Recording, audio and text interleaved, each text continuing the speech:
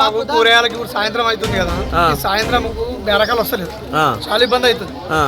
ఇప్పుడు అదే ఉదయం పూట మబ్బులు పెట్టినాం అనుకో కొంచెం సేఫ్ ఉంటుంది. అది రైతులు రానికి అలగా ఉంటుంది, ప్లస్ మళ్ళా బేరకాలు కూడా వస్తారు, మాల్ ఎక్కువ అమ్ముతుంది, అది అట్లా బాగుంటుంది. ఇప్పుడు ఏమైపోతుంది అంటే సాయంత్రం మనం గోదలు కట్టేసుకునే టైం కాకముందుకే ఇక్కడికి వచ్చి ఉండు అవుతుంది, అది ఇబ్బంది అవుతుంది.